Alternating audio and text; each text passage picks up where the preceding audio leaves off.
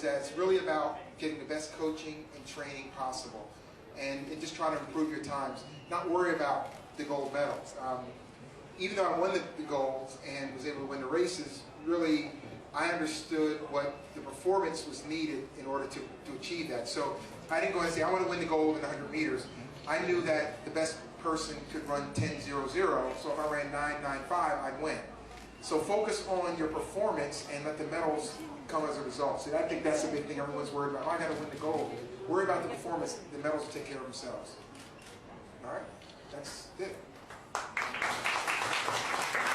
And God, you can see here, we're looking at your stats and we're like, whoa, 9.86 seconds in 100 meter, and that's like, if you hold your breath, you can do that, right? But how do you put that, how do you put that in perspective? So what we have done is that, we looked at the other one, which is the 8.87, right? And you start over there. That's where you ran, and that's why you took off. Yeah. So all the way here, and then you took off in 1991, and you landed way over there. Yeah. Turn that way. So we were wondering, that's an awful long way, and that you had wings or did you fly, but could you just share with the crowd, right? How did you feel? What went through that? Just I believed I could fly.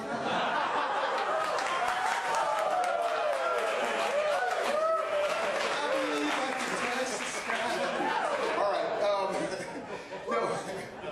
What's really wild about it is when you're doing it, it's only like 1.3 seconds.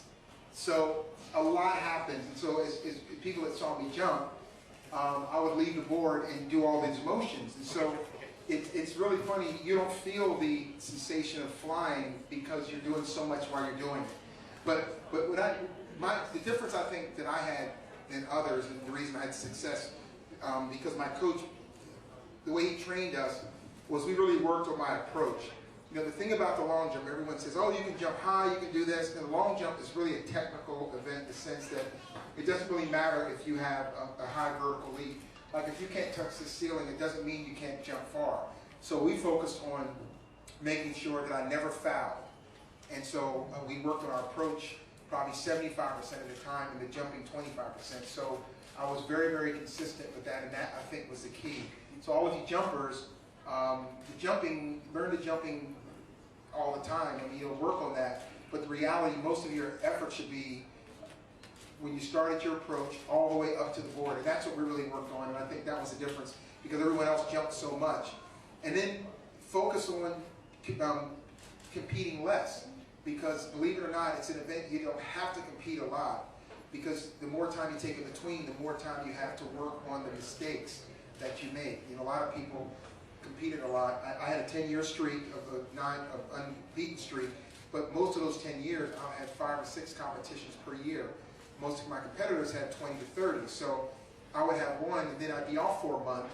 Then I could work on all the mistakes, and then do it again, and then work on the mistakes. So back off on the competitions and work on the mistakes, and then get back. I think you do better.